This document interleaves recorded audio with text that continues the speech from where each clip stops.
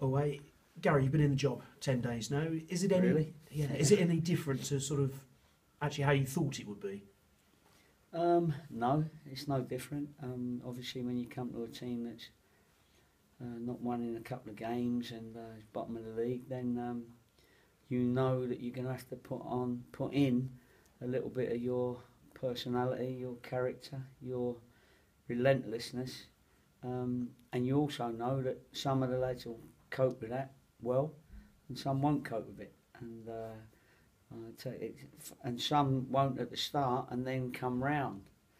So that's good. But no, it's exactly how I expected, and I know we've had a couple of defeats, but the actual spirit and the willingness to put into practice what I'm giving them has been good. I've been really pleased with that side of it, and as a whole group of staff and a playing management staff and a playing staff, we've all agreed the way to go, and now it's up to everybody to up their standards. And you demanded positivity right from the start, and you've repeated that as well. Does that actually allow you to spend, if you like, more time on the coaching side of it rather than having to build them up mentally? No, there's a lot of building up mentally. You know, it's easy for somebody to say, yeah, I'm in it with you in a classroom, but they've got to show that, and they've got to be fit enough to show that on the training ground and in games. That's where they really show me, because you still get a teacher's pet that comes in with an apple before morning's training, and then don't train very well. Well, for me, it's about their training and not about giving me apples. And some will, obviously it's not an apple, sometimes it's a little word here and there and that, but they prove themselves out there on the training ground and on the football pitch, and that's why we do all the stats on games. They know exactly how I feel about every one of them individually, whether they've affected the game, whether they haven't affected the game, whether they've done enough, whether they look fit, whether they don't look fit. The one thing they're all getting right now is honesty, and most of them are handling that. I was going to ask, how are they reacting to that? Because obviously you said after Monday a few home truths have been told. Yeah, and they have, and obviously the initial reaction in their minds, because they won't react straight away, is they would be disappointed that the manager feels that they haven't done very well. But then we prove it to them with the little tests we do with them. We show them the DVDs, we show them the review of the game. I show them my comments on the game, and I make them say what they felt happened, what went well, what didn't go so well. And in the end, everybody agrees that this is how it went. So long as I'm honest and they're honest, and I'm telling them that no individual will get ridiculed publicly, but expect to be picked out if you're not doing enough in private, and then they can say, yeah, I think I do agree with you, Gaffer, and I'll put it right. And how much do they need to work smarter as well as harder? Well, smarter, you know, the smartest players are in the Premiership. The next smartest players are in the Championship, and then the First Division, and then the Second Division, and then there's the top of the Second Division, and there's the bottom of the Second Division. So, of course, the smarter players most of them are above us. However, it doesn't stop. There are smart players here.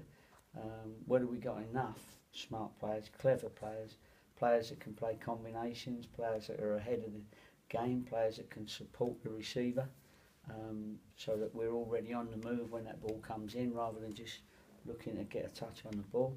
I'm hoping there's enough smart players that if I put it together and we get a little bit of organisation in our play, that we could be a threat. I think we've been a threat in the last couple of games, without taking our chances and without putting our shooting boots on, as in the confidence of that, it's mentality as well. So that's what we've got to try and build up. And people talk about luck. I suppose you make your own luck, really, don't you? You do. That's why the percentages become very important, you know, because you have to make sure that you put in enough goal shots, crosses, enough set plays, so that if you're not prolific, then you've got to make sure that you get a lot of numbers of those types of situations so that you give yourself every chance to win the game. And I think we've done that with the 20 shots, and I think we had 7, 8, 9 corners, and we've been. I think both games we've been in. Do you know what I mean? You know, hopefully you believe that as well. You've seen it. I think both games we've been in, and it should be said actually that our supporters recognise that as well, because I noticed from their support that they were seeing some good things that they were enjoying. Of course, nobody enjoys a defeat, but we've got 5 games. We are growing into it, and we have been unlucky. We have given ourselves a bit of a chance. Wycombe obviously flying high, but they've lost their last 2. Is there a chance there that you'll catch them on a nervy day? Hope so. There's every chance at this level that you catch another team on a nervy day, but they're consistent enough to be in the promotion places.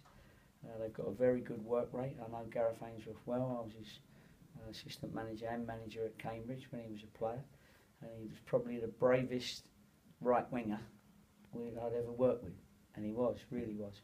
And he was a lot better player than he is pop star. You won't like me saying that, but he was a good player, and he gave everything. And so I'm sure he's passed that on. Well, he has passed that on to his team. So there's a real big work rate, and you're going to have to match that, and then play the game, because you know we're hoping that there's not a great deal of difference, other than little bits and pieces in the game. Will Packwood obviously went off with his hamstring. What's the prognosis been? Well, he was showing his competitive qualities. He was gutted, absolutely gutted, and he's been ringing a physio every day saying, you know, I think he's going to be three weeks. Will says he'll be back in 2, so you know, don't forget him. And he's genuinely gutted, but he genuinely wants to get back quick to come back and try and help, even if it's the last game, the last 2 games, whatever it is. And he's a good lad, and he's one of those that you've got to keep an eye on for the future if the club sort of needs to bring a competitive spirit like he is back into the club. And I suppose looking to replace him, you've got options. Jack obviously came on Monday, and Pablo to come back into the mix, and Matt Taylor as well. So plenty of options for you. Yeah, there's 3 centre halves there, and we're putting on a session today and tomorrow where I'll see exactly where those lads are in their fitness, in their mental states. We had a big run yesterday, and that showed some that were still a little bit behind in their endurance fitness. So I now know that, and I'll pick Troy sort of picks himself at the moment for the simple reason he's been one of our consistent players since I've been here over the last 2 games. So it's any one from 3 after that. And Manny obviously took a bit of a knock. How's he? Yeah, he's fine. He didn't take a knock. It was cramp, and you know we've talked about that as well, because that's a fitness level. You don't want players that all of a sudden have done well for 70 minutes and then 80 minutes and then have to come off when you need them most. So we need to up his regime a little bit. But I thought mentally he worked hard, physically he worked hard, and he was a threat on the day. People tell me it was one of his better games for the club. He's got ability, and you know, hopefully we can get him a goal before the end of the season. Everyone else okay? Yeah, everyone's okay. A couple didn't train, but that was yesterday. That was just precaution, or because we had a big run, so maybe they stepped out because of that. Hope not, because they won't lose out. They'll catch up, and I think they're all back in training today, so it's no problem. They just had one day off of their slight knocks. Thank you. Good luck. No problem. Gary, the forward area of the team, there's some promising signs of the link-up between Wes, Manny and Shaq McDonald. Yeah, I'm pleased you said that, because there is. And I mean, Danny Ainge came on, and I had a bit of a go at him, and you know, saying and Shaq for, you know, blasting over the bar and that. But Danny had a couple of shots, one that just hit the lad's heel, which was on its way, and another one hit a defender straight in the face, and that was going in as well. Shaq scored a goal because the offside goal was not offside, not in a million years. We've got the wide angle footage, so that was a goal. So he scored his goal. We had some wayward shooting over the top, but we got into the areas that we wanted to get into. We're getting set plays, we're getting corners. Listen, you know, the quality of the lads you can't do much about. All you can do is keep getting them in those dangerous areas, and that's what we've been doing, and that's what, as you say, you've seen that our forwards are getting into those dangerous areas. How important is a first goal in a game then? Oh, just to get that bit of confidence running through people? Yeah, I think it's very, very important. Now, I think, you know, Russell was telling me you had a few games just before I came where, you know, you was in the lead and then lost the lead. Now that's going to happen. The first goal's not important. But at the moment, I'm hoping that we've just upped everything, and their training's a little bit sharper, it's a different voice, and I'm a bit relentless when it comes to training and training at match pace. So hopefully that little teeny bit more fitness will take them a little bit longer into the game.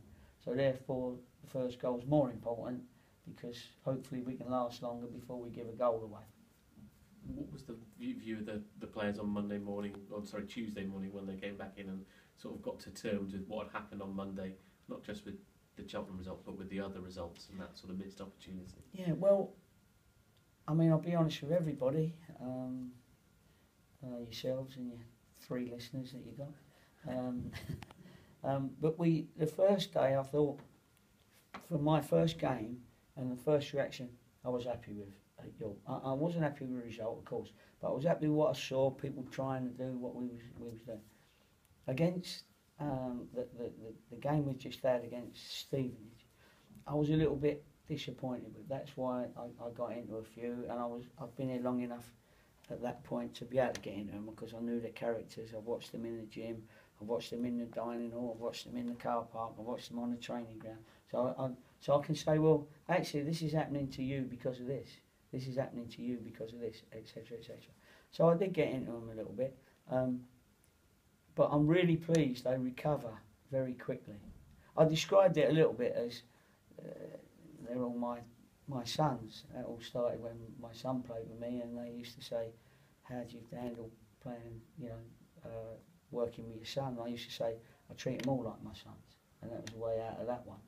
And that's what I've done through my career, and I described it as, if I ever go at you, it's a little bit like your little boy runs out in the middle of the road, or just about to, and you grab him and you give him a little slap. You like to say that nowadays, but anyway, you give him a little slap on the leg, say, you mustn't run out you still love him, but you give him that little slap just to remind him that's, you know. And then you've got to remember that as a dad and as a coach, you've also got to teach him the highway code first, and then once you've done that, then you can maybe give him a little clip a little bit harder if he does it again. You know, at least you've taught him. So it's very similar to the players. And the players' reactions, I think they know that I'm on their side, and I'm actually trying to help their careers and build not only our reputation as a group, but their own personal reputations. And that's what I think they've started realising, that if they don't put the contributions into their games, they're not going to get, like a pension, they're not going to get that pot of gold at the end of it. So I'm hoping to have just given them a little nudge to say that, you know, you could be earning a lot more money at some big clubs if you put in that effort and that energy.